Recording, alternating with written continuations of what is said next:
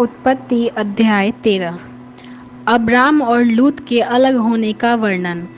तब अब्राम अपनी पत्नी और अपनी सारी संपत्ति लेकर लूत को भी संग लिए हुए मिस्र को छोड़कर कनान के दक्षिण देश में आया। अब्राम भेड़ बकरी, गाय बैल और सोने के रूप में बड़ा ही धनी था।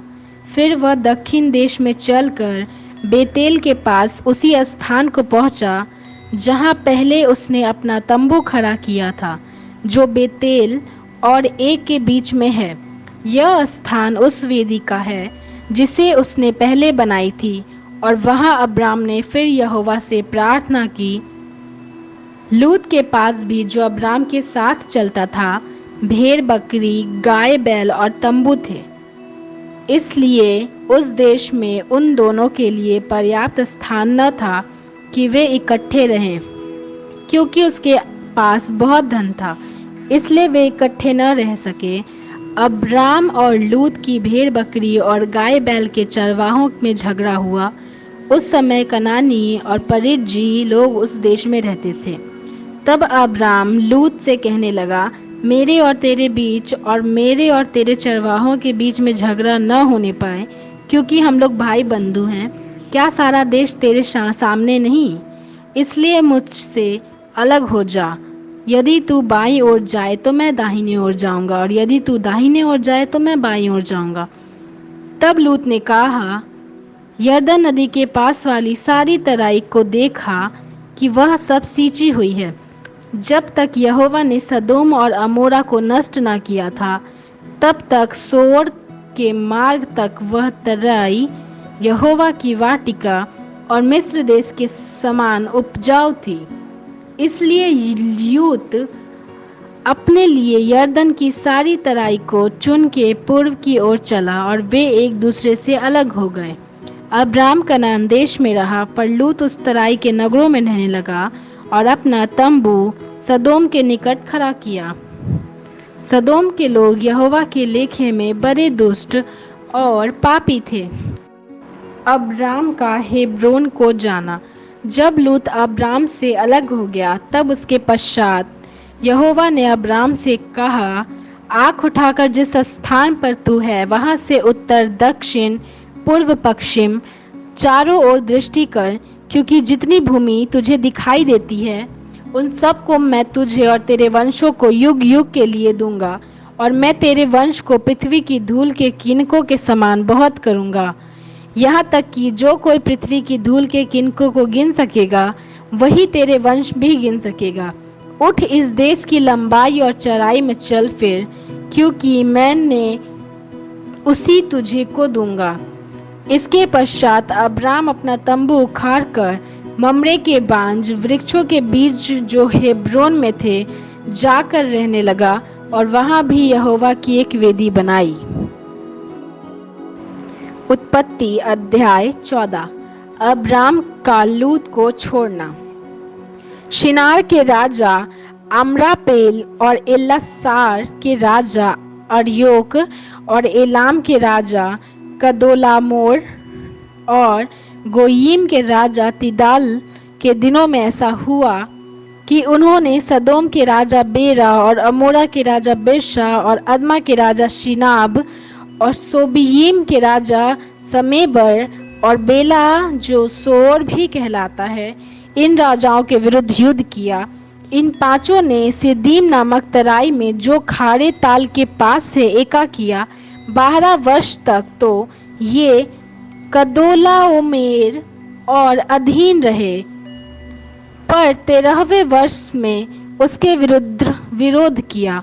14वें वर्ष में कदोलामोर और उसके संगी राजा आए और अस्तरोकनम में रपाइयों को, और हाम में जूजियों को, और साबे किरियातेम में एमियों को, और सेईर नामक पहाड़ पर होरियों को मारते मारते उस एलपारान तक, जो जंगल के पास है, पहुंच गए।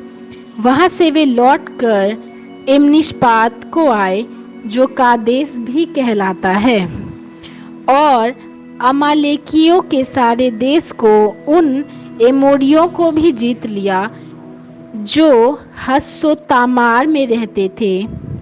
तब सदोम, अमोरा, अदमा, सबोयीम और बेला, जो सोअर भी कहलाता है, इनके राजा निकले और सिद्दीम नामक तराई में उनके साथ युद्ध के लिए पांति बांधी। अर्थात एलाम के राजा कदोलाओमेर, गोयीम के राजा तिदाल, शिनार के राजा अमरापेल और एल्लासार के राजा अर्योक, इन चारों के विरुद्ध उन पांचों ने पांति बांधी। सिद्दीम नामक तराई, जहां लसार मिट्टी के गड्ढे ही गड्ढे थे। सदोम और अमोरा के राजा भागते भागते उनमें गिर पड़े और जो बचे वे पहाड़ पर भाग आए। तब वे सदोम और अमोरा के सारे धन और भोजन वस्तुओं को लूट लाट कर चले गए और अब्राम का भतीजा लूत, जो सदोमा में रहता था, उसको भी धन समेत वे लेकर चले गए।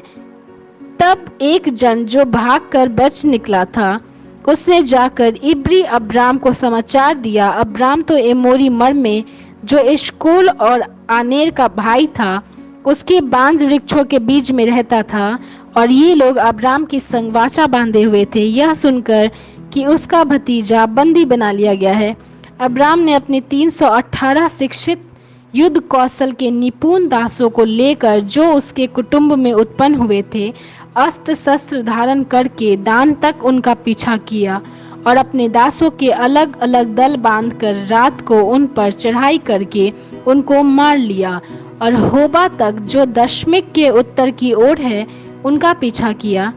और वह सारे धन को और अपने भतीजे लूत और उसके धन को और स्त्रियों को और सब बंदियों को लौटा ले गया। मलिकिसिदक का अब्राम को आशीष देना। जब वह कदोलाओमेर और उसके साथी राजाओं को जीत कर लौटा आता था, तब सदोम का राजा शावे नामक तराई में, जो राजा की तराई भी कहलाती है, उससे भेंट करने के लिए, तब शालेम का राजा मलिकिसिदक, जो परम प्रधान ईश्वर का याजक था, रोटी और दाख मधु ले आया। उसने अब्राम को यह आशीर्वाद दिया, परम प्रधान ईश्वर की ओर से, जो आकाश और पृथ्वी का अधिकारी है, तू धन्य हो और धन्य है परम प्रधान ईश्वर, जिसने तेरे द्रोहियों को तेरे वश में कर दिया है। तब अब्राम ने उसको सब वस्तुओं का दशमांश दिया। तब सदोम के राजा ने अब्राम से कहा, प्राणियों को तो मुझे दे और धन को अपने पास रख। अब्राम ने सदोम के राजा से कहा, परम प्रधान ईश्वर यहोवा, जो आकाश के पृथ्वी का अधिकारी है, उसकी मैं यह शपथ खाता हूँ कि जो कुछ तेरा है, उसमें से न तो मैं एक सूत और न जूती का बंधन, न कोई वस्तु लूंगा, कि तू ऐसा न कहने पाए कि अब्राम मेरे ही कारण धनी हुआ। पर जो कुछ इन जवानों ने खा लिया है और उनका भाग जो मेरे साथ गए हैं, अर्थात आनेर, एशकोल और मम्रे, मैं नहीं लौटाऊंगा। वे तो अपना अपना भाग रख ले। उत्पत्ति अध्याय 15। अब्राम के साथ यहोवा की वाचा बांधने का वर्णन। इन बातों के पश्चात यहोवा का यह वचन दर्शन में अब्राम के पास पहुंचा, हे अब्राम, मत डर, तेरी ढाल और तेरा अत्यंत बड़ा प्रतिफल मैं हूँ। अब्राम ने कहा, हे प्रभु यहोवा, मैं तो निर्वंश हूँ और मेरे घर का वारिस यह दशमसवासी एलिएजर होगा। अंततः तू मुझे क्या देगा? और अब्राम ने कहा, मुझे तो तूने वंश नहीं दिया, और क्या देखता हूँ कि मेरे घर में उत्पन्न हुआ एक जन मेरा वारिस होगा। तब यहोवा का यह वचन उसके पास पहुँचा, यह तेरा वारिस न होगा, तेरा जो निज पुत्र है वही तेरा वारिस होगा। और उसने उसको बाहर ले जाके कहा, आकाश की ओर दृष्टि करके तारागण को गिन, क्या तू उनको गिन सकता है? फिर उसने उससे कहा, तेरा वंश ऐसा ही होगा। उसने यहोवा पर विश्वास किया और यहोवा ने इस बात को उसके लेखे में धर्म गिना। तब उसने उससे कहा, मैं वही यहोवा हूँ जो तुझे कसदियों के उर नगर से बाहर ले आया कि तुझको इस देश का अधिकार दूं। उसने कहा, हे प्रभु यहोवा, मैं कैसे जानूं कि मैं इसका अधिकारी हूँगा। यहोवा ने उससे कहा, मेरे लिए 3 वर्ष की एक कल्लोड़ और 3 वर्ष की एक बकरी और 3 वर्ष का एक मेढ़ा और 3 पिंडुक और कबूतर का एक बच्चा ले।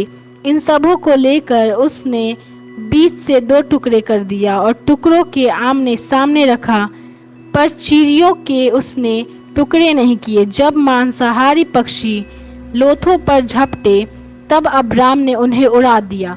जब सूर्य अस्त होने लगा, तब अब्राम को भारी नींद आई, और देखो, अत्यंत भय और महाअंधकार ने उसे छा लिया। तब यहोवा ने अब्राम से कहा, यह निश्चय जान कि तेरा वंश पराए देश में परदेसी होकर रहेंगे और उस देश के लोग के दास हो जाएंगे, और वे उनकी 400 वर्ष तक दुख देंगे। फिर जिस देश के वे दास होंगे उसको मैं दंड दूंगा, और उसके पश्चात वे बराधन वहां से लेकर निकल आएंगे। तू तो अपने पितरों में कुशल के साथ मिल जाएगा। तुझे पूरे बुढ़ापे में मिट्टी दी जाएगी, पर वे 4थी पीढ़ी में यहाँ फिर आएंगे, क्योंकि अब तक एमोरिया का अधर्म पूरा नहीं हुआ है। और ऐसा हुआ कि जब सूर्यास्त हो गया और घोर अंधकार छा गया, तब एक अंगीठी जिसमें से धुआं उठता था और एक जलती हुई मशाल दिखाई दी, जो उन टुकड़ों के बीच में से होकर निकल गई। इसी दिन यहोवा ने अब्राम के साथ एक वाचा बांधी। मिस्र के महानद से लेकर परात नामक बड़े नद तक जितना देश है, अर्थात केनियों, कनिजियों, कदमोनियों, हित्तियों, परिजियों, रपाइयों, एमोरियों, कनानियों, गिरगाशियों और यबूसियों का देश मैंने तेरे वंश को दिया है।